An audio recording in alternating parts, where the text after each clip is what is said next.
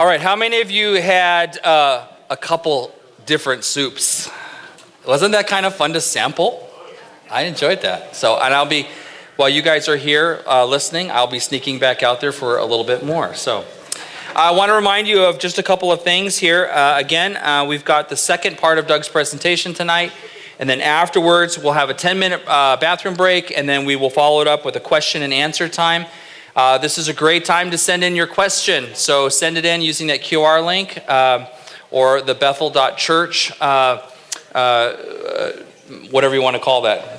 That right there. You can put that on the in your browser, and that will take you to the platform. So with that, let's welcome back Doug Geivett for his second talk, please. What time do we finish? What time do we stop this? Let's see. Yes, go ahead. Don't let me stop you. We've got you till 8:30. Did you have more instructions about an offering than that? No, I think they've got it by now. I don't know what the tradition is. Just do it. Okay, so there's an insider way that this is done. All right. Now we get to the fun stuff. I have one correction to the quiz that actually wasn't the quiz. Adam did a great job with that. That's fun. You guys have fun in your church. That's great. I like that. But he asked about this piece of equipment that I use, and you got it right. Who said boat? You did. But were you thinking sailboat? You were? Well, it's a good thing you didn't say that. He would have given you the book, I know, because he thought it was a sailboat. But he's wrong. It's a powerboat. Powerboat. But he might know that I've done some sailing, so that might be what he was thinking. But, what's that? How much? 200? Is that a lot, or? I don't know. Are you going to throw me out now? Because it's like, well, you're in trouble because that's not good for the environment, or you're in trouble because you should have 3 of those. I don't know which it is, What's that? You do burn gas up here, and probably a lot more cheaply than I do down where I live. I found that out. I bet you don't pay $8 a gallon for gasoline for your power boats. I had my boat in Seattle for the month of September, so I got to go around the islands and the Sound and all that. That was fun.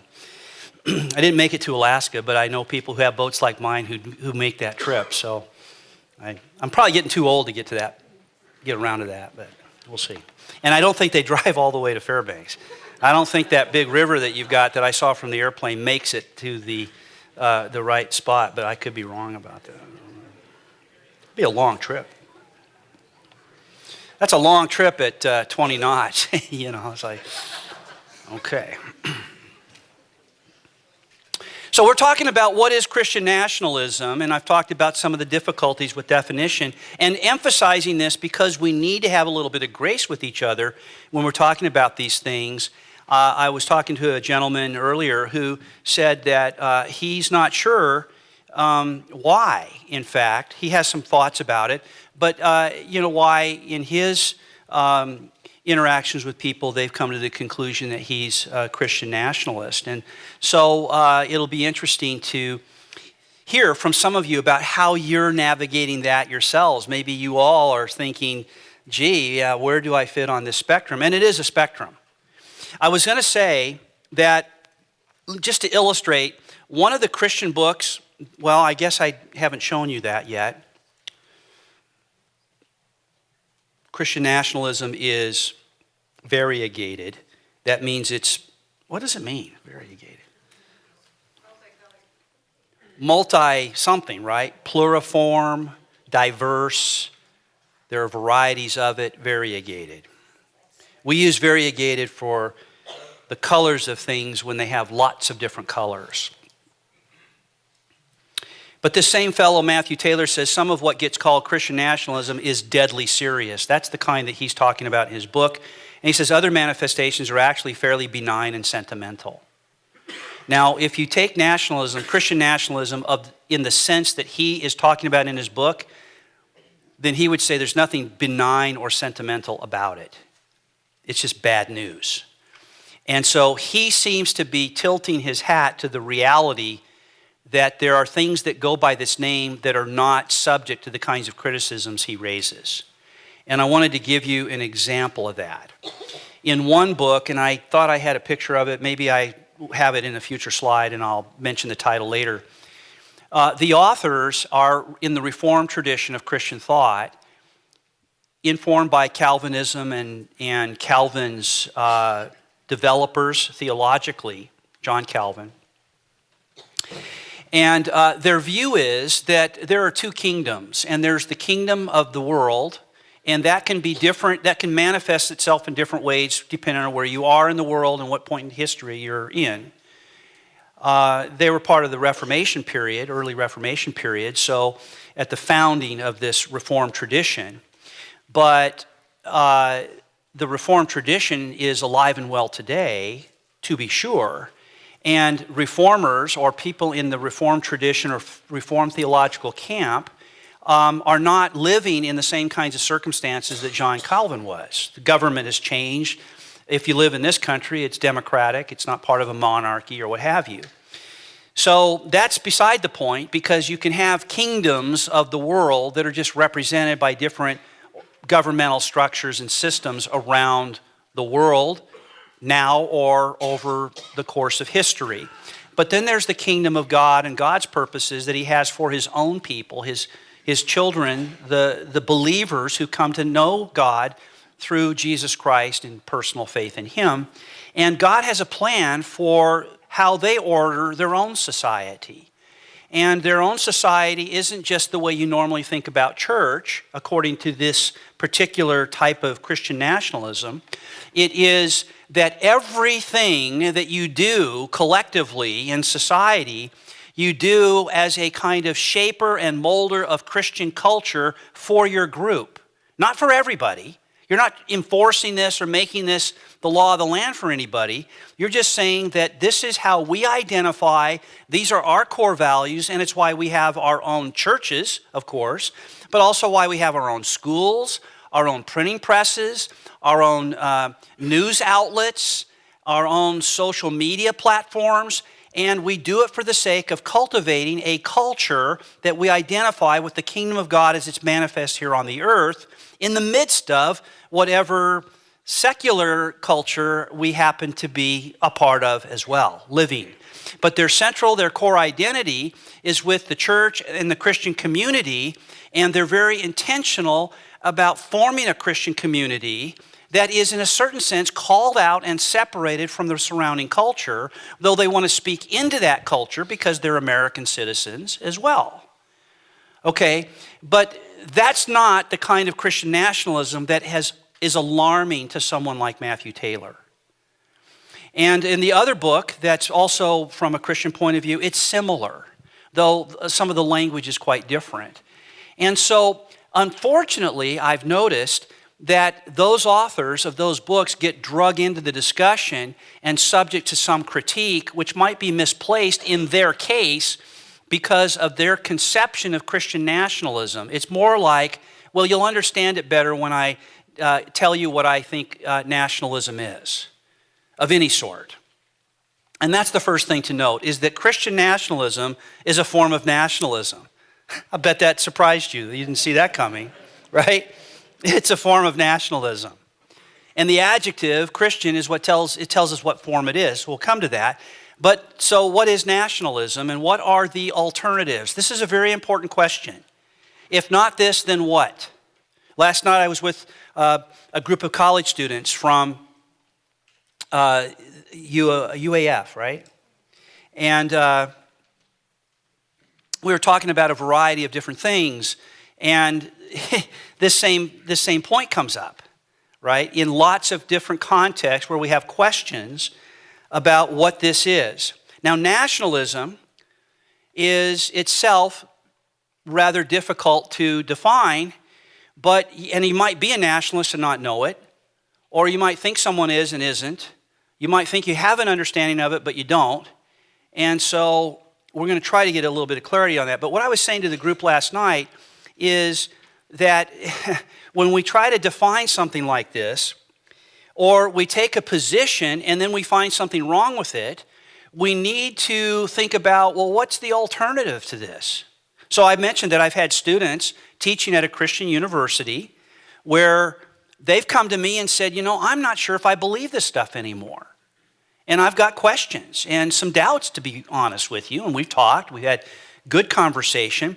But one of my questions will be, if not this, then what? What will you believe instead? Are you drawn to something else and not just offended by something about Christianity?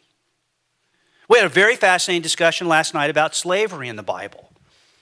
Okay, now some people find that to be not only confusing, but a source of great tension for them to believe the things that we believe as Christians. And there's a host of things like that. But the fact is, one of the things I want to ask somebody who finds problems with Christian belief at the most fundamental level, not at the surface level, where it's like downstream from the big questions like, is there a God? And if so, what is God like? And has God produced a revelation? Is the Bible that or something else? And all those are more general questions you start with.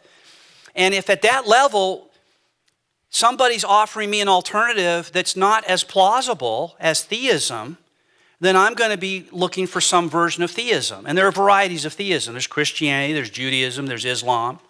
So now we have to sort that out. And if I decide, well, I've compared those three, and I find Christianity to be the most compelling historically, philosophically, and otherwise, existentially, then that's why I would believe it. And I suspect that for any one of the views, whether it's theism or atheism or agnosticism or some kind of scientific naturalism or pantheism or polytheism or witchcraft or whatever it is, paganism, neo-paganism, call it whatever it is, if there are problems with those views, then why is a problem with Christian belief so decisive? So you have to look at how the problems rank at different levels in relation to each other at different competing points. So if you're struggling with your faith and thinking, gee, I think I'm out, you're not just thereby off the hook to be intellectually responsible about what you're going to do instead, what you're going to believe differently. And you're going to have to be just as intellectually honest about the problems on the other side with other things as you are about that. Okay, that's a very important point. Now, when it comes to nationalism, there are alternatives to nationalism, but let's see if we can get clear about what it is. This is the book that I was referring to, The Case for Christian Nationalism, Stephen Wolfe, and the other one, this one's called Christian Nationalism, A Biblical Guide to Taking Dominion and Discipling Nations. And the idea of discipling nations comes out of Matthew 28, 19 and 20, where Jesus commissions the 12 that Christians have all thought is a mandate for themselves to go out and make disciples of all the nations. And so in these books, you're hearing a description of what that looks like, but it's not described in terms of taking over the government, for example. And yet they call it Christian nationalism. So that's a contrast that I was alluding to, and now these are two titles by Christian authors who advocate for some version of Christian nationalism, but it's not going to fit the description of what we're talking about here. That's the point. Now, if it's a form of nationalism, we want to know what nationalism is. And here's what Paul Miller, a Christian himself, who wrote a book called What is Christian Nationalism, says about nationalism. Most scholars agree. That's a very risky thing for a scholar to say. Philosophers seldom say this sort of thing because we have so much controversy within our discipline. But he's writing within a discipline where there is consensus on certain things, and I trust him on this. Most scholars agree that nationalism starts with the belief that humanity is divisible into mutually distinct, internally coherent cultural groups, which are defined by shared traits like language, religion, ethnicity, or culture. These are illustrations. So humanity can be grouped in different ways and organized into these distinct, internally coherent cultural groups. So the criteria for being a member of a group, one group and not another, are going to be cultural criteria, broadly speaking, like language. So speakers of the same language or same family of languages. Now, I've been to Sweden, but not to Norway or Denmark. Scandinavian countries where the languages are different, but somehow they understand each other because of the proximity of their languages to each other. And but I can't speak Swedish, Norwegian, or Danish. And fortunately, they speak English just about as well as I do. Maybe some of them better than I do. So that's kind of, an interesting point. So they have things in common being Scandinavians. Now, where are you going to put Finland? Do you think Finland's a Scandinavian country? Well, it's up there too. Well, that's geographical. But the language is going to be very different. Finnish is going to be very different. And it's quite distinct. And yet, so whereas you can think of Scandinavian culture, you can also think of Swedish culture, which is a subset of Scandinavian. Norwegian culture is a subset of Swedish culture. They're not going to be identical. They're not going to be the same. Will there be overlaps? Yes. And that's why we can talk about Scandinavia or Scandinavians. It's not just a geographical point, and I'm waiting for somebody to correct me on this, but it's because they have other things, cultural things in common, and their language may play a role in that because there are enough similarities where they can actually understand each other. And being able to understand each other linguistically is one way to establish cultural identity. If you can't understand each other when you talk to each other, then you can't really work towards common ends like you could otherwise, right? So your cultures could really vary dramatically just because you're not able to communicate with each other and work towards similar purposes and goals and values and so forth. Religion, of course, is a great distinguishing feature. So if you had a large collection, a collective of individuals who were Muslims gathered in a certain region, that would be common.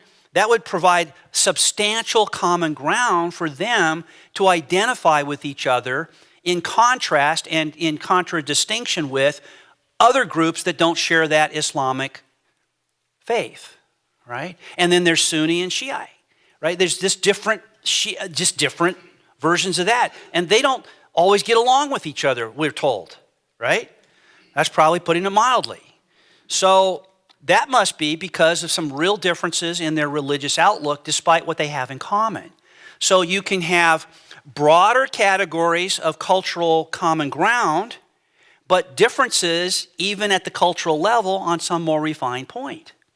That can be a source of tension, all right?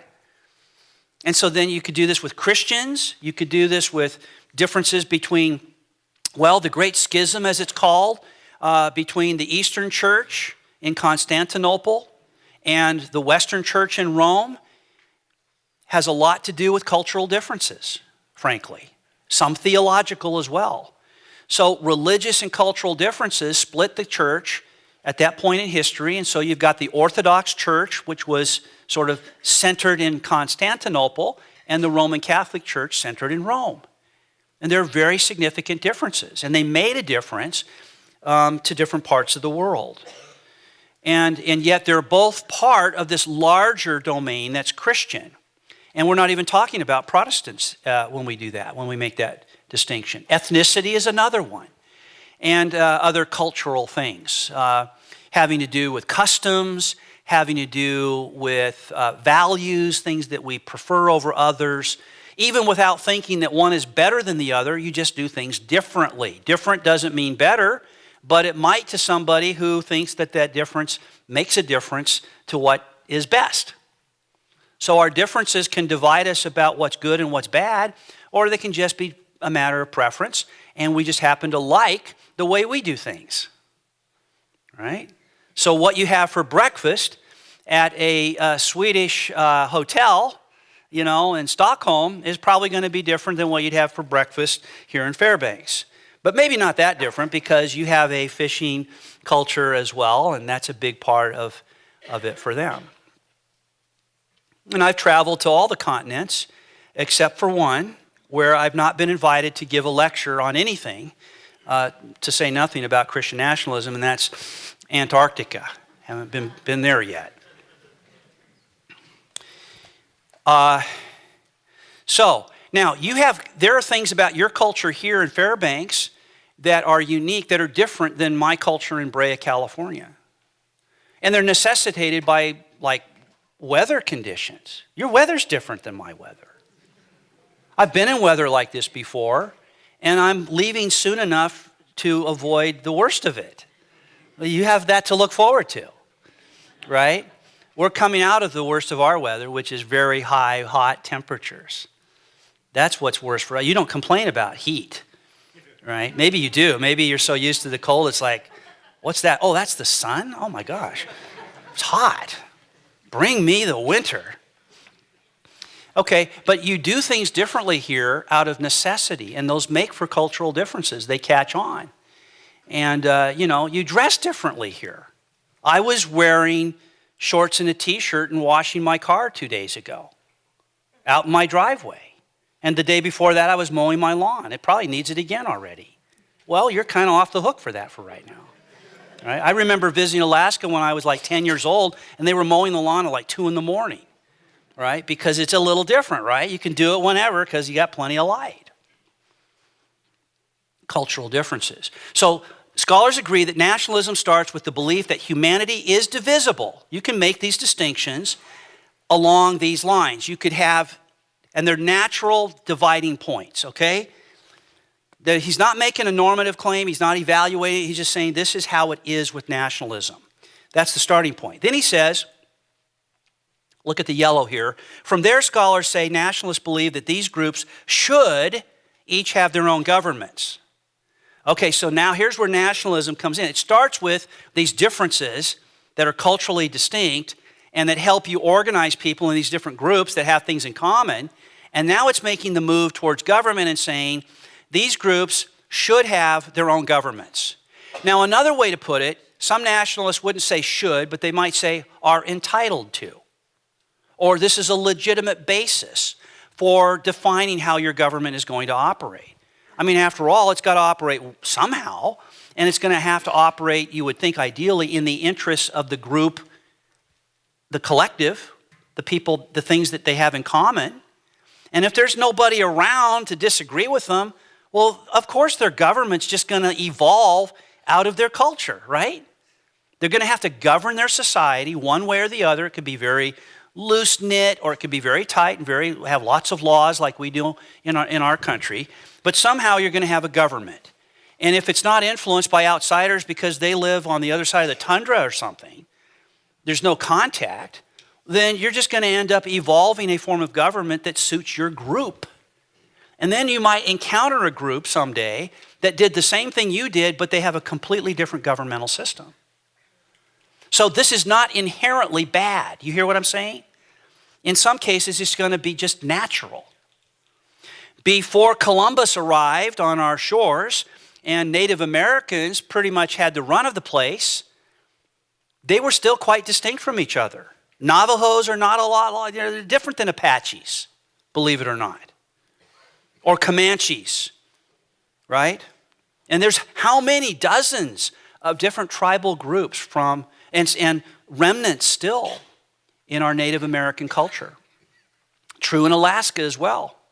I was talking to a Christian gentleman who told me about his own ethnic background, being Eskimo, here this evening. Okay, so we recognize this, but at a point in time, they were just organizing their societies in a way that made sense to them, and they governed themselves differently. But Native Americans, going back to that point in time, they didn't call themselves Native Americans. I wonder why. Okay, obviously, they came into contact with each other, and there were differences between them. And they had their own rules and their own way of governing themselves, but there was a lot of overlap as well, largely due to implements of war that they had in common, survival conditions that they shared. So there would be a lot of overlap and a lot of common ground, and education, how education worked in their society, would explain these differences in their governing systems. But they would still be different. And you could say that these tribes were largely nationalist. And nothing wrong with that. I mean, how would you avoid it, frankly? Right? It's when you start bringing people together from different cultural groups that you start getting questions about, well, now how are we going to organize our state and our government if we're going to do this as a new collective that's more diverse and pluralistic? You hear that? So pluralism occurs when you get groups or collectives of individuals who have shared values and culture coming into contact with each other and discovering they've got a lot of differences too. And with those differences now, if they're interested in combining forces and forging a new nation so that they can get along with each other and live under the same system, there's going to be some tinkering involved to make that work. Does that make sense? And now what do you get? Another nation and a new nationalism. And so as people come into contact with each other more, you get immigration, for example, or other ways that people migrate from one part of the world to another, and they assimilate. It's interesting that assimilation is supposed to mean you kind of take on the identity of the culture that you're now a part of, right? So now if you want to vote, you've got to meet certain conditions. Right? And to become a citizen, you have to answer certain questions correctly. You have to live there for a certain period of time. And this is not the same in Mexico as it is in the United States, or as it is in Greenland or New Zealand. Right? They all have their own systems for doing this. Differences in government. But assimilation is this idea that when you move from one country to another and you want to become a part of that country, you want to become a citizen of that nation, you will do things the way they do them as required, right, by law. But you might still do a lot of things differently than anybody else around you is doing them because that's how you did it back in the mother country, right, the homeland. And that's true for most people who live in the United States.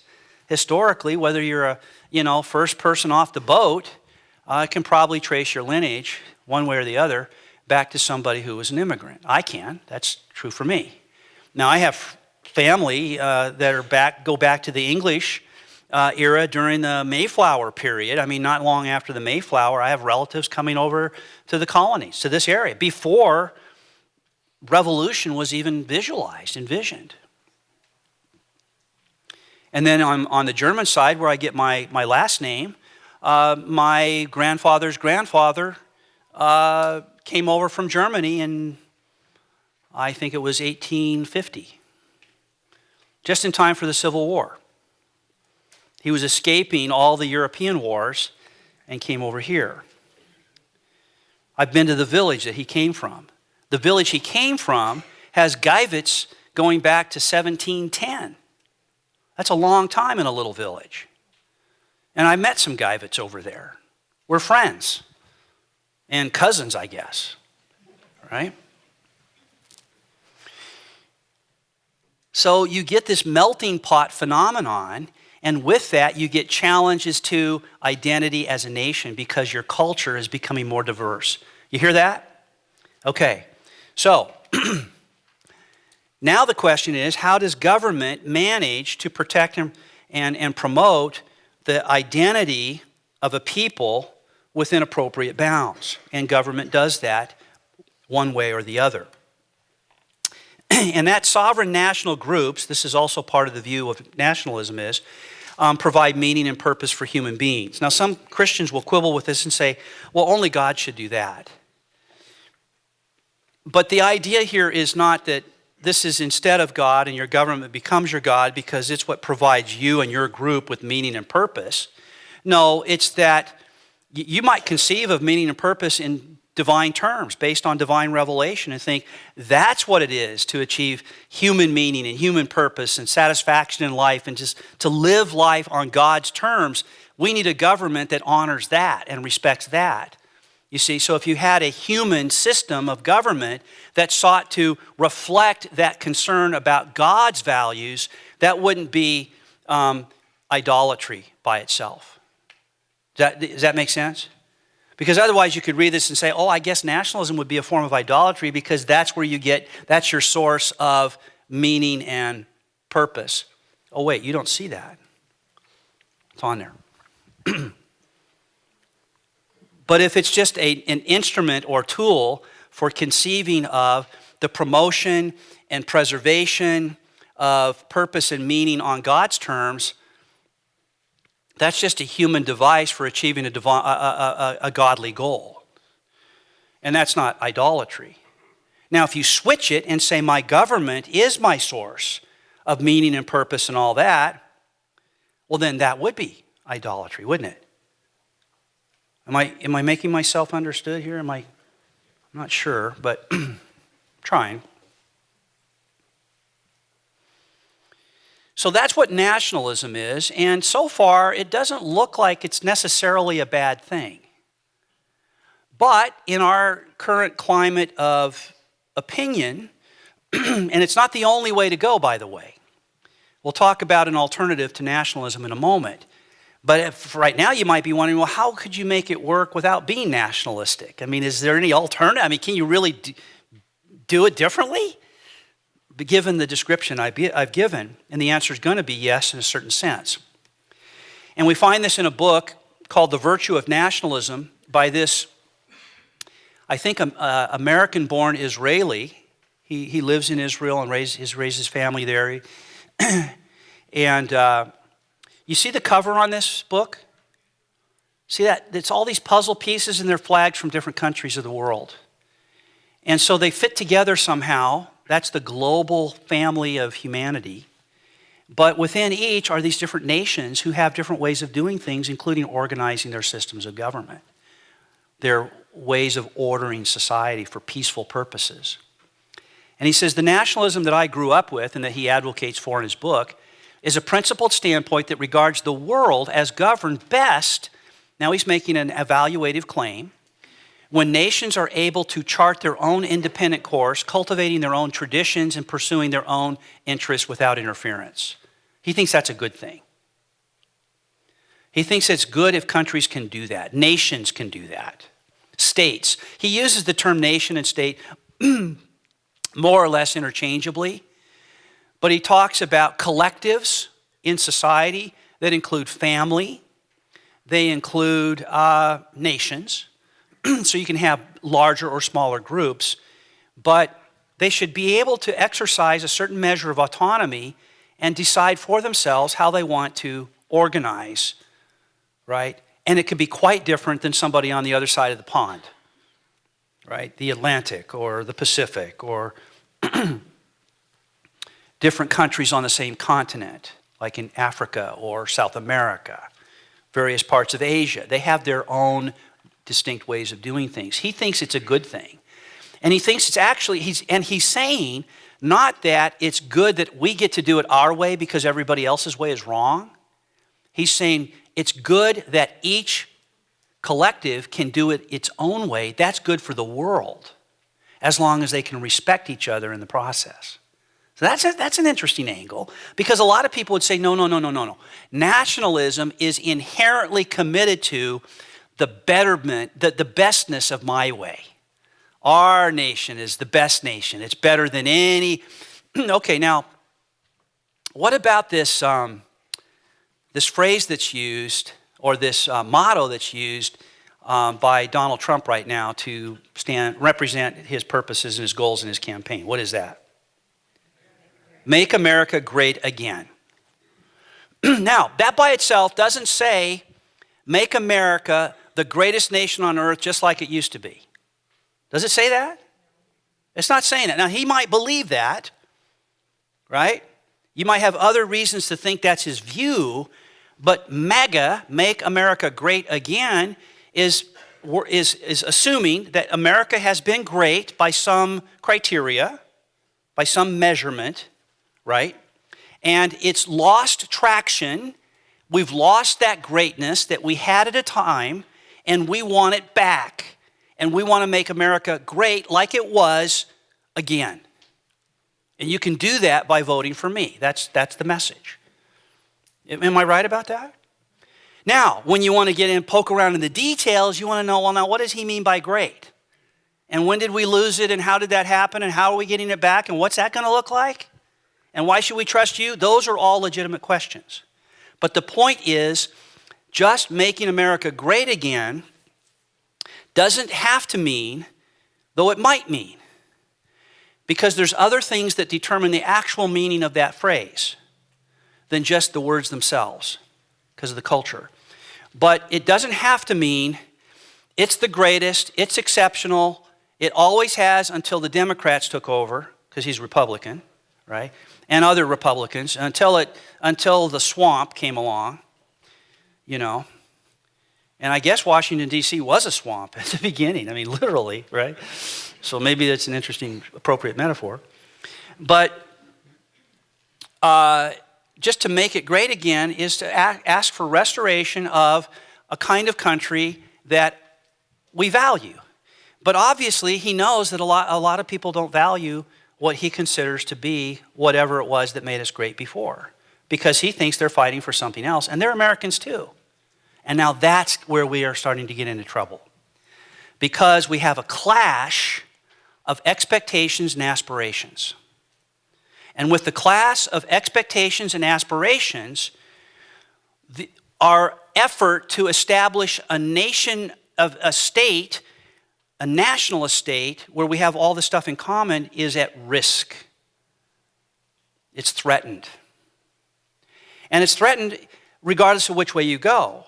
So if you've got a Trump person saying, let's make America great, and that means X, Y, and Z, and you've got other people saying, no, that's not what I want. Well, what do you want? Well, I want A, B, and C, not X, Y, and Z. We need to get rid. I'm glad we're not like that anymore. You see? Well, then they are also striving for something that's also going to have implications for the collective, including the MAGA supporters. So it's not a one-sided. Maybe the people who are opposed to MAGA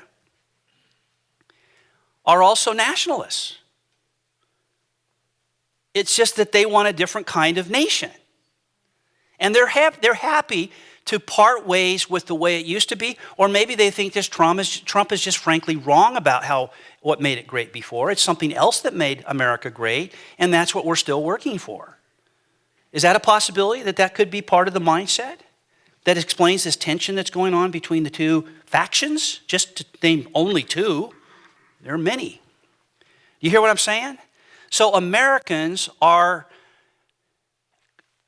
they have different expectations and different aspirations for this country.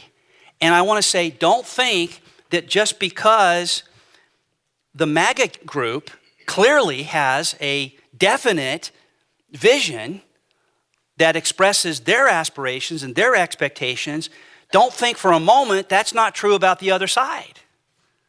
They do too, I think. But what's the slogan? Well, you'd have to, even if they don't have a slogan, they do have a cause and a desire for something. Now, we live in a pluralistic Democrat, a liberal Democrat society. Liberal in the sense that we value freedom.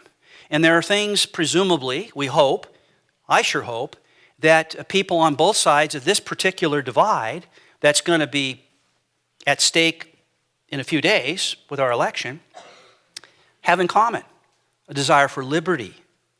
This is why, by the way, when, let's say, people in the Harris camp accuse the Trump camp of being anti-democratic, they're not just trying to warn people about the anti-democratic aspects of the Trump camp. They're trying to get under the skin of the Trump people because they know that the Trump people think they are democratic. Isn't that an irony? And it's going the other way too. And so if I know that you value democracy and I say, but you're anti-democratic, well, that really causes trouble, right? Otherwise, if I thought, yeah, you know it, then there would be no point in telling you. I would just have to try to stop you, right? Are you following what I'm saying here? So almost, it's interesting how politics and rhetoric and all this stuff works, and you have to kind of try to discern and decode all this stuff and figure out what in the world are people saying when they say that. Do they really believe that the people they're talking about are anti-democratic? Or if they believe that, do they know that the people they're saying that about actually believe they are democratic, and maybe more so than they are? So you see, it's a very difficult challenge that we have here to try to figure out how to blend aspirations and expectations so that we can have a common good that we're all seeking to realize. And this tension that we have in our country is largely a function of differences of expectation and aspiration that are fundamentally rooted in other deeper like worldview differences and things like that. So this same author goes on and says, nationalism is opposed to imperialism. That's the alternative he talks about in his book. And he thinks you can either have tribalism, or you can have nationalism, or you can have imperialism. And tribalism would be if you just take these smaller groups of people that have things in common and just live in isolation from everybody else. And everybody's just doing that. And there's no effort to make something bigger happen together and make it good. Nationalism is what he's described, and imperialism seeks to bring peace and prosperity to the world by uniting mankind as much as possible under a single political regime. That's kind of the ideal, though realizing it is long in coming, it takes a lot of effort, but he documents what he thinks is documenting the propensity for Western governments like the United States and Western Europe towards imperialism.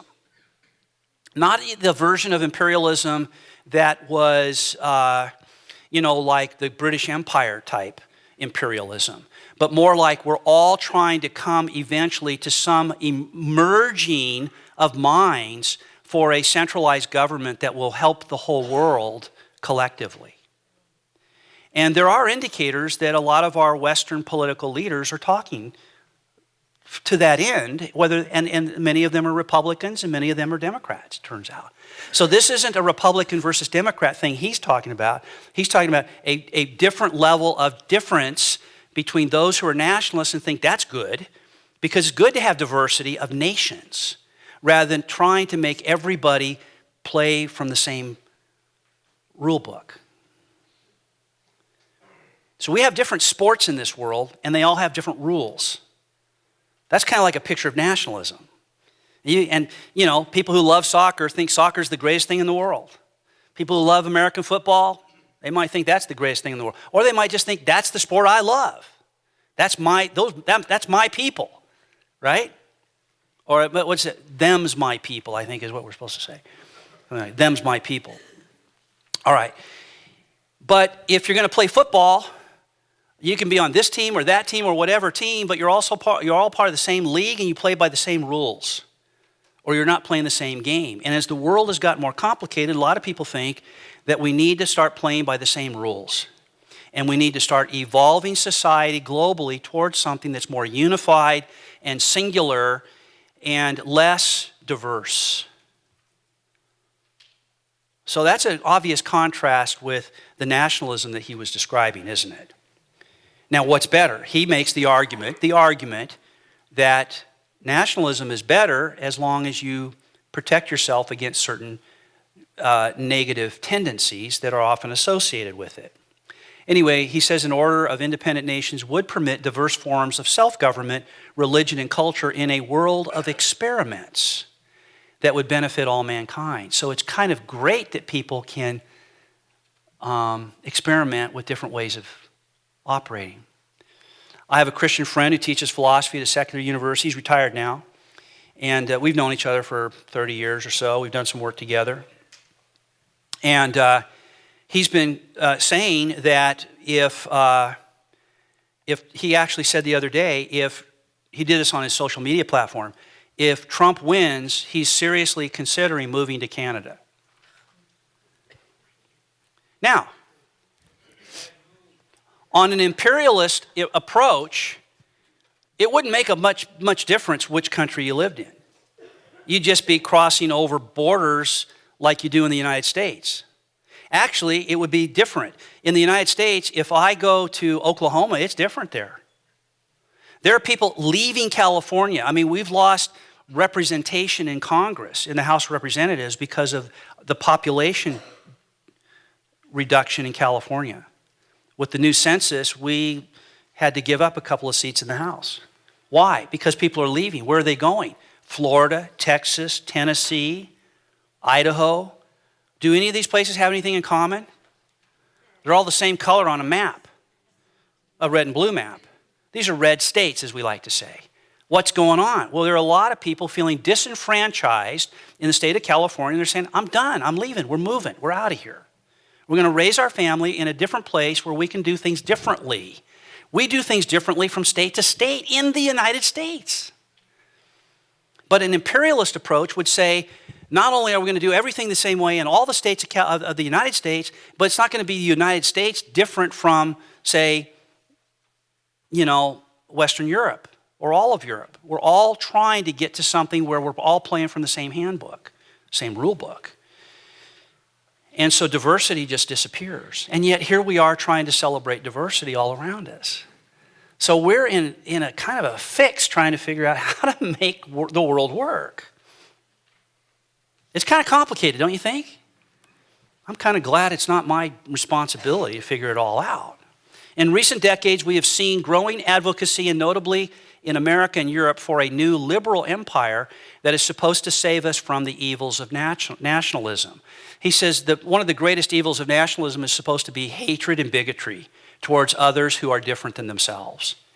But then he argues that there's a different form and a more egregious version of hatred and bigotry that arises under imperialist regimes, where you're trying to force conformity to people who they don't want that. They want more autonomy, more freedom, more equality of opportunity, not equality because we're all doing exactly the same thing the same way all the time. So this is a big deal. This is complicated. And I'm sorry it takes us so long to get to this point, just to see how complicated it really is. Well, coming back to Paul Miller, remember this was his definition. It's not that different than what the author of The Virtue of Nationalism says. He advocates for collective self-determination among families, tribes, and nations to maintain the internal cohesiveness, same word, of the family, tribe, or nation, and the need to strengthen its unique cultural inheritance and pass it on to the next generation. That's nationalism. Now, making that work in this country is like putting the genie back in the bottle, right? That's a metaphor for something that you can't do. It's like, aren't we a little bit past the point of no return here? Have we gotten to the point where we're too diverse of a people to be able to find common ground and work towards the common good conceived on the same terms? Or do we have too many visions of the common good and too many people for each vision, and now when we vote, it's just whoever gets the vote out wins? See the problem? This is the problem we have. So what is Christian nationalism? Well, it's nationalism, but it's also an American form. It's an American form. Catherine Stewart says this movement is a form of nationalism because it purports to derive its legitimacy from its claim to represent a specific identity unique to and representative of the American nation. Pray tell, what could that possibly be, given how diverse we are as a people today? And you know what? We've always been diverse. During westward expansion, from the 13 colonies moving west, do you think those people, those pioneers, encountered anybody else along the way that didn't know anything about their form of government or their culture or their ways? We know that they did. And so how did they manage that? How did they work that out? Well, it's a sad story. There are some wonderful things that part of the story is not as often told, and there are some horrific things that happened with the displacement of tribal nations. That's diversity going back before our memory, and then trying to make it work, figure it out. Did they come up with the right answers? We're still suffering the consequences of some of the trauma that was the result of decisions that were made. That were out of our hands. We came along later. Like we would have been a lot better at figuring it out. We're having trouble figuring things out now. Let's go back to the founding fathers. Let's go back to the founders of this country. Was that a pluralistic, diverse group?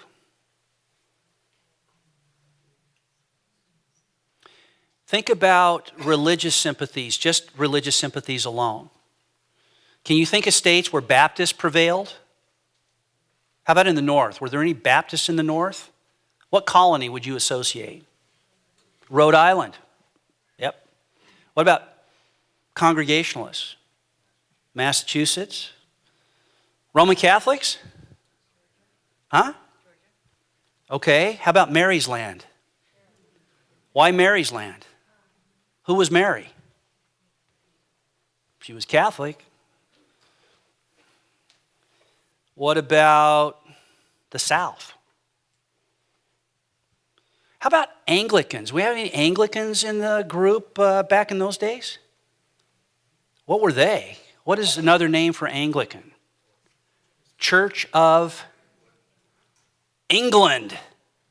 Well, that's pretty specific. We had a lot of Church of England clergy and big churches, Church of England churches.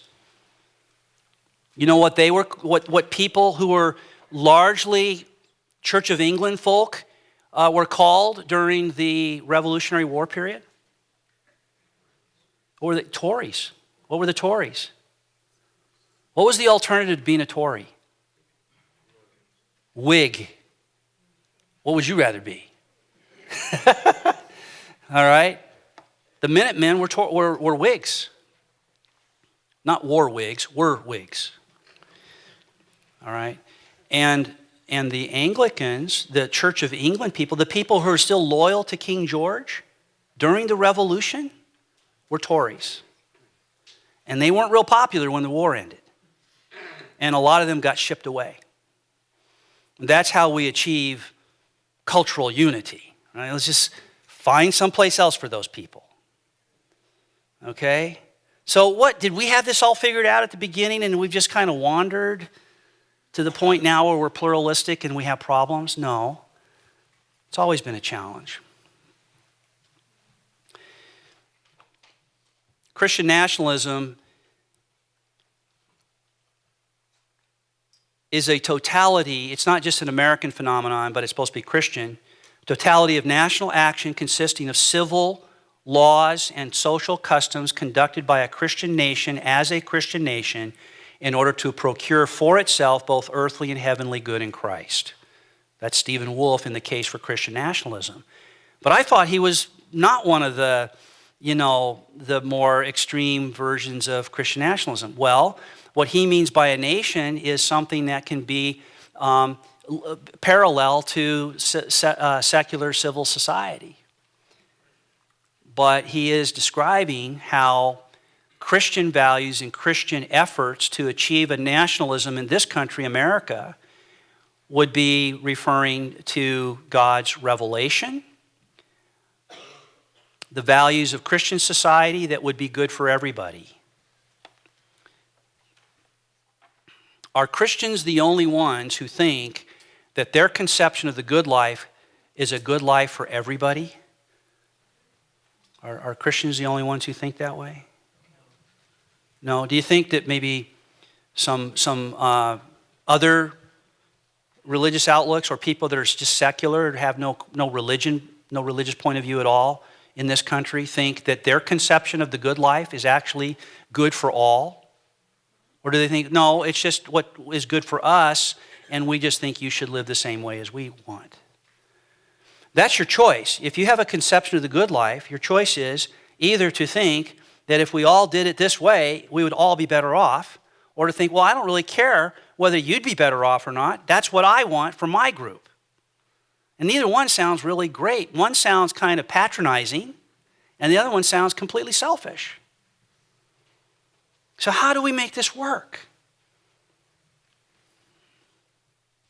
So Michael Austin says, when we look at the behavior of people in the world, and we work with the data that we're getting from sociologists and historians and political theorists and all that, here are some things that we find to be true about most, if not all, Christian nationalism in America. Number one, American Christian nationalists believe that America was founded as a Christian nation. Have you ever heard that? America is a Christian nation because it was, and we still have the same founding documents that we had then. The United States Constitution and the Declaration of Independence. But the Constitution is the one that has the standing of law, the rule of law in this country. The Declaration of Independence is important for understanding how the founders viewed our culture and our identity. And there is a reference to God there for sure, and how all men are created equal and so on by God. But our Constitution is, as many would say, pretty strictly secular. And I'm going to say something about that in a moment. But one common tenet among Christian nationalists of the variety that is under scrutiny today and being repudiated and condemned holds that that America was founded as a Christian nation. Now, I'm not going to ask you to raise your hand if you agree or disagree. I'm going to tell you what I think. All right? Because that's, I guess, for better or worse, that's what I'm here to do. And I'm going to tell you that I think that is true and false. And you thought, yep, philosopher. That's what they do. That's what they do. All right. True in what sense? Obvious sense. Demographically, at the founding, the population was predominantly Christian. Not predominantly Baptist, not predominantly Methodist, not predominantly Anglican, but predominantly Christian. And if not Christian, Christian sympathetic. So you had deists who didn't even believe that Jesus was the Son of God, did not believe in miracles or divine revelation, but believed in God as a creator of the universe, who wanted to achieve certain order, and he had moral truths that you could discern rationally and practically, even if not from revelation. A fellow named Thomas Jefferson, you might have heard of, is an example of a deist. John Adams, who grew up in an Orthodox Christian home, his father wanted to become a minister, and instead he became a president. No, instead he became a lawyer. And that was a stepping stone to becoming a president. He was a major figure in the outcome of the revolution. We wouldn't have had a revolution, and a successful one like we did, without people like him. But when he became an older man and he got into law, still pretty young, he basically went unorthodox, more of a universalist than anything evangelical. But he respected the evangelicals or the common run of Christians who prevailed in the country. They got along. They had common goals, but it was a higher level of generality. But it was a diverse group. Religiously, it was a remarkably diverse group. But there was mutual respect. And the Baptists didn't decide what the shape of the Constitution would be.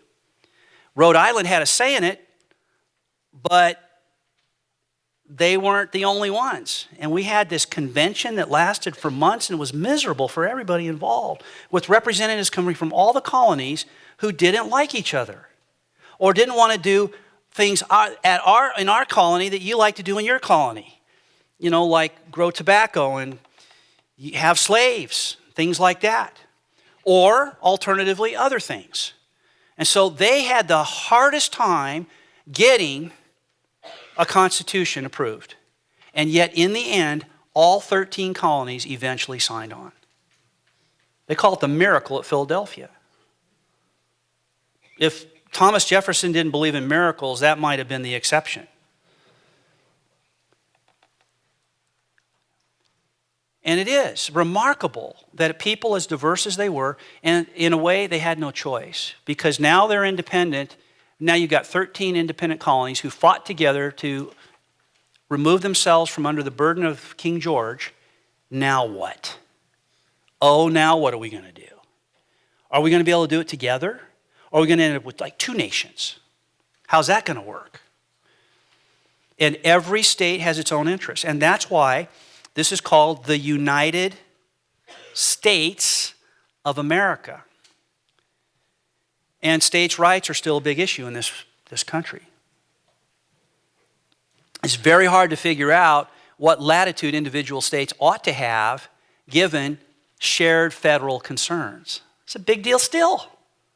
Over 200 years later, we're trying to figure that out. And Alaska has an interest in protecting its own rights as a state that's unique to Alaska. And even Alaskans might disagree about what those things are, but agree that, yeah, we have our own needs here and our own projects and concerns, and we kind of want to be able to function accordingly. So we are already pluralistic in so many ways right from the beginning, and we made it work somehow. I would say, well, I'm going to come back to this. Second, American Christian nationalists believe the government of the United States should promote a particular kind of Christian culture. See, what Christian nationalists have in common is a certain form of Christianity with its own culture. I think that Matthew Taylor is right. A lot of them are part of the New Apostolic Reformation, so they have a charismatic background, largely devoted to the idea that there are apostles and prophets today who bring new revelation into the world and to the church. And probably their vision of how the world should be governed or how our country should be governed is not based only on what the Bible says, but what they think God has revealed to them and their prophets and apostles and their tradition. Do you want to submit to that? Is that your idea of a healthy Christian society? Well, it might be, but you're going to find Christians who don't think so. So how are you going to make this work? It's not just Christian nationalism, but it's Christian of a certain sort. Now, here's one of the things I think. I think it's very easy to be overwrought by the problems posed and the threats presented in theory by Christian nationalism, because I don't think Christian nationalists can figure out how to make it work. I don't think they can figure out how to make it work. Because as soon as they do, they're going to sit down like all the representatives of the different colonies back after the revolution ended and try to figure out how to make it go, and they're not going to agree with each other. And there are people that are sucked into Christian nationalism without knowing that NAR has anything to do with any of it. And then they're going to have a rude wake-up call that, oh my gosh, you mean you want your apostles to be in charge? I didn't think there were apostles today. How are they going to solve that little problem? Okay, so that's a practical issue. Third, American Christian nationalists believe that American Christians should pursue political and cultural power in order to take dominion over America. Dominion over America. So, if we used to be a Christian country or not, but we're not now, we better become one, would be the view. And that means that you have to hand power over to Christians. Now, how do you do that in this country? How do people come to have power in this country? Political power. This is representative government. I just gave away the answer. Through representation, right? So you've got to get your people, the people you want to see in power, elected. And that's not up to you by yourself. You got to get enough people to join your cause to elect those people. So for Christian nationalists to realize this dream, they would have to be able to get enough people to serve in the presidency, the vice presidency, which are 4-year terms at most initially, at least, but no more than 8. So this is a constant challenge, always finding the Christians who can serve in this capacity. How many members of the Senate are there? 2 from each state. How many in the House of Representatives? Hundreds. And if you want to stop deadlock in government in the United States, and you want to achieve this Christian nationalist agenda, look at your job. Look at the task ahead of you. Are you kidding me? So if you're going to do it constitutionally, you're probably not going to live to see it happen. Right? That's going to take a while. You probably need to do a little more evangelism first. Right? Because you're going to need more Christians just to achieve this goal. I'm not being silly here. Now, that's just a practical concern about trying to take dominion. And who said that was the right thing to do anyway? Now, here's the other thing. What's the alternative to doing it the legal way? This is not hard either. I'll tell you what it is. It's the illegal way. How do you do it the illegal way? You just take control by any way you can. You do it peacefully if you can, but it's not going to be peaceful if you have to do it illegally, and that's the result you want, Christian dominion in America. So how are you going to do it? Is it going to take violence? If it takes violence, then is that Christian? Love your neighbor as yourself, but do it, if you have to behead somebody for their own good, okay. No, that's not Christianity. And I will say that what happened on January 6th, 2021, that involved violence, even if maybe it was more than you think, or maybe it was less than you think. But there was, destruction of property, illegal behavior, people were killed, and there was violence. And some of those people profess to be Christians. I think those are all facts. And I would repudiate that. And I don't know how we could tolerate that. I just don't know how we could. Now, we cannot, here's where idolatry may come into play. Because I said earlier, remember I said, some accuse this version of nationalism to be idolatrous. Here's one reason why. Is you think that your goals are so sacrosanct and so just that you're justified in doing whatever it takes, legal or not, to achieve that goal. And that's not righteousness.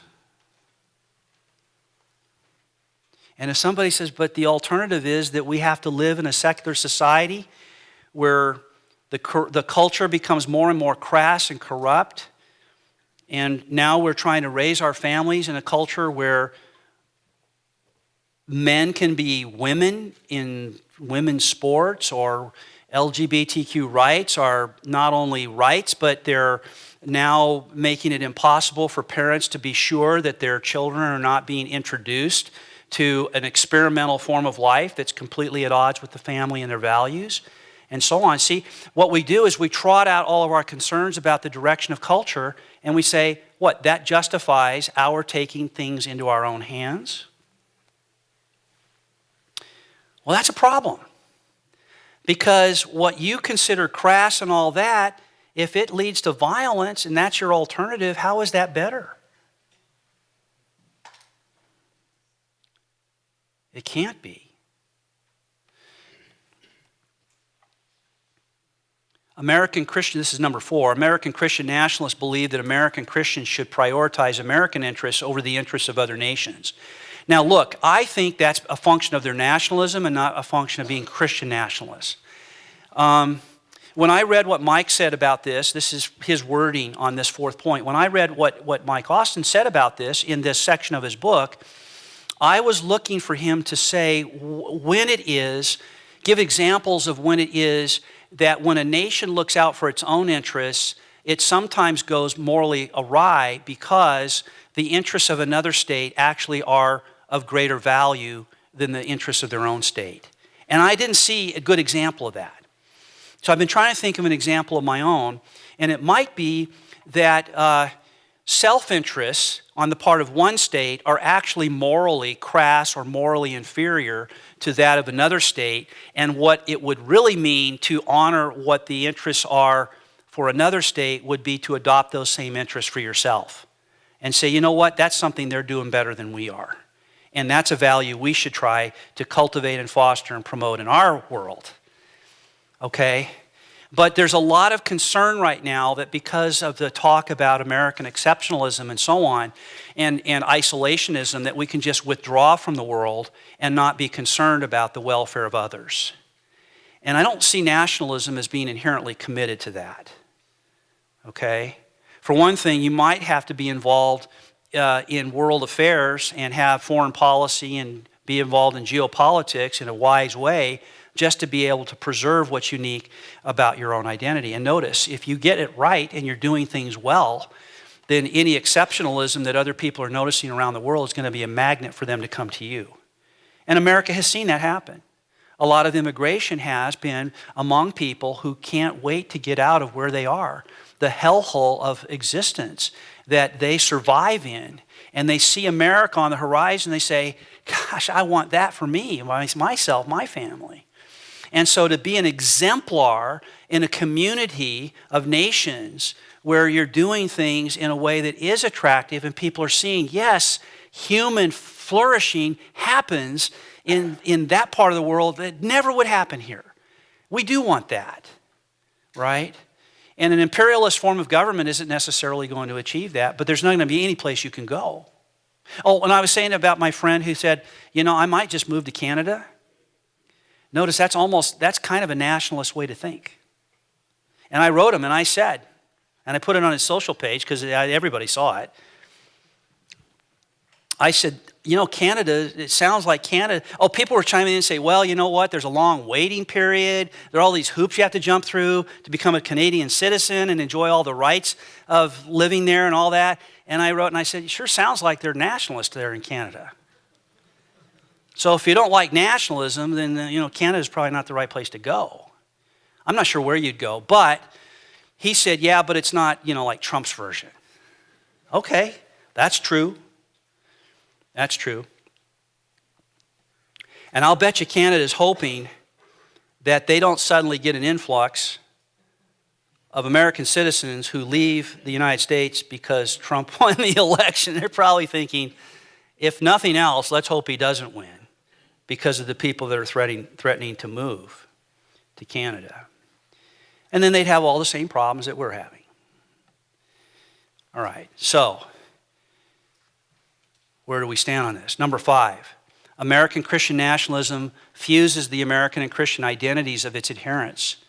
So you've got to be, often Christians, Mike Austin is saying, often Christian nationalists draw on their belief that, he doesn't say this is true of all of them, America was founded as a Christian nation to justify the claim that to be an American in the fullest sense, one must be a Christian. Okay, now we're bordering on heresy. When you start making an equivalence, or let me put it more directly, when you think that the good news for modern man, otherwise known as the gospel, is to make America great again, that doesn't sound like the gospel of Jesus Christ to me. His kingdom is not of this world. That's what he said. If we're going to honor the name of our Lord and Savior Jesus Christ and be his true disciples, we can't imagine it any other way. We can want a better society and try as Christians to improve on society to the best of our ability. But to think that that's the good news for modern man?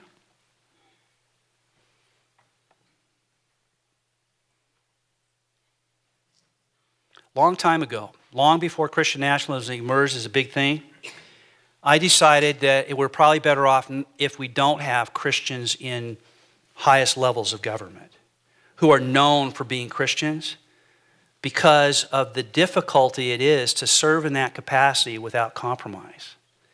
And I just shudder at the prospect of having to live with the awkwardness of the hypocrisy that might emerge.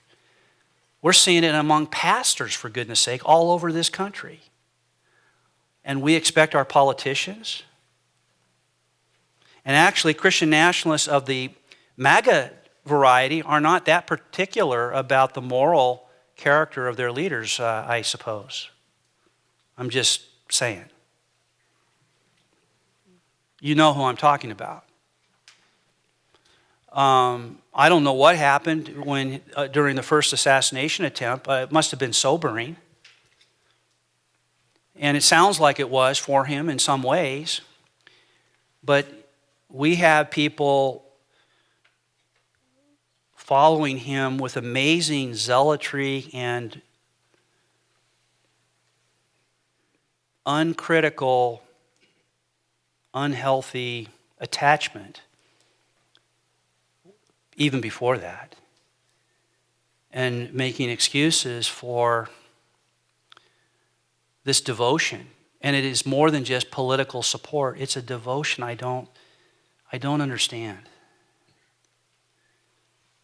Political support is one thing because you believe that this person will be better than the alternative to achieve the goals that as Christians we value. But to have a personal devotion and look past and make excuses for character flaws, it's not even needed. You don't need that. You don't have to show that kind of devotion to vote for somebody.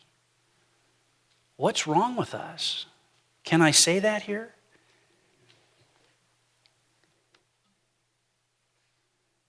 Now, give you a couple of rubric questions. That's not the right word, but anyway, questions. If I vote for Trump, does that make me a Christian nationalist? Looking at these standards. Do you think? I would say no. But you know what a lot of people want you to think is that if you vote for Trump, you're a Christian nationalist. If you want to make America great again, maybe differently than the sense that Trump has in mind, that's good enough for being a Christian nationalist. But we're looking, if you use these little criteria along in here, you say, no, whoa, wait a minute now. I'm not so sure you've got me right here. How about if you agree to speak at a church in Fairbanks, Alaska on the subject of Christian nationalism, and the organizer puts up an ad on social media to advertise the event so that people will know what we're going to be doing here, and it pictures a flag and the title Christian nationalism. Do you think that justifies the inference that the person who's coming to speak is a Christian nationalist? Why? Why would it? I did authorize it, by the way. So if somebody doesn't like it, you can blame me. Do you think I'm a Christian nationalist after this presentation tonight? Am I a clear case of a Christian nationalist? No. Do you think I'm a clear case of one who is not? Well, that's tricky, isn't it? Remember what Mike says in his book? Most hold to, several or more of these. That's loose too. But I'll tell you what, I do not believe that we were founded as a Christian country. I just see too much evidence to the contrary. I'm going to show you, I'll show you, maybe if it comes up during Q&A. I don't want to, I'm already, yeah, so you ask this question and then I'll show you. But there was a movement very early on in the history of America to get an amendment made to the Constitution by a group of people who wanted this to be known officially as a Christian country with a Christian government, and it failed. It failed decisively in the early 19th century. And there's always been people who've wanted that, but those people at least knew we didn't have it yet. And to get it, we needed an amendment to the Constitution, and they went about trying to make that happen legally. And I don't fault them for trying. Except I think it was imprudent. I think it was misguided. I think it was bound to fail. But they went about it legally. There's one other thing I want to say, and that is something that I heard. You're going to hear just so many different things from me. Like, I guess I'm not a a typical critic of Christian nationalism because I'm not terribly worried. Here's the thing. Do you know what drives so many people towards Christian nationalism? Is the secularization of our culture, the drift that we've clearly moved to a different place spiritually in this country. And I share that concern. And that's why I pay attention to the news and I use my vote as responsibly as I can, knowing that it is the result will be imperfect, but it's still in the hands of a sovereign God. That's what I believe. And here's the thing. We probably can't put the genie back in the bottle, but we'd better not try to do it in a way that is antithetical to the presumed cause to glorify God. We can only do what we do for His glory. And if we go about it the wrong way, then we will get what we deserve. Just like we have done every time we've gone the wrong way and voted for the wrong person and gotten the results. We're still getting it wrong. And America will get probably, it will get what it's asking for.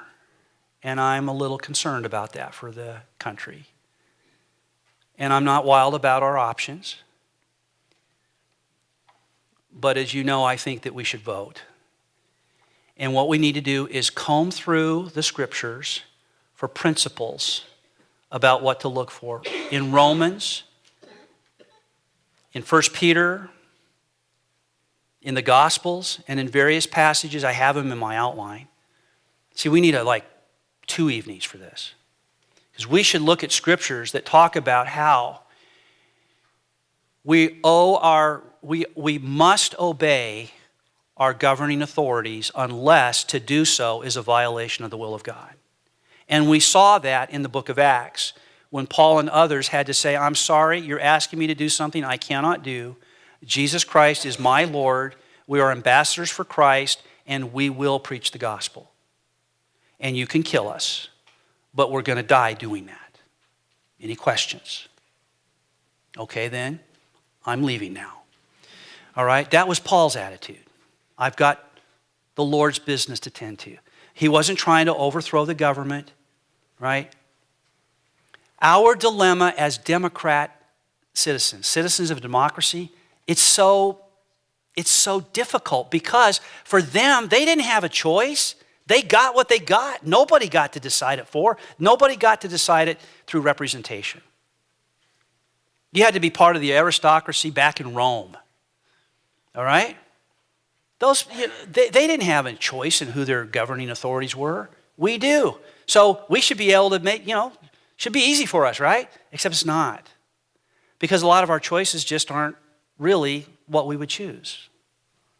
So we have this burden of democracy to bear.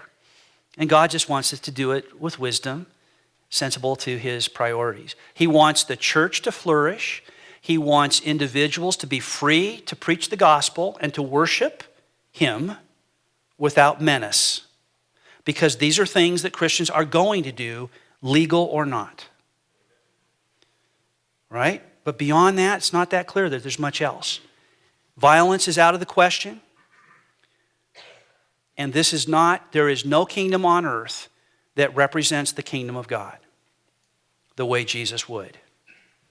I'll tell you something that's going to be real interesting is in the millennium when Jesus does rule and it's His kingdom and there are still unsaved people floating around part of the demograph.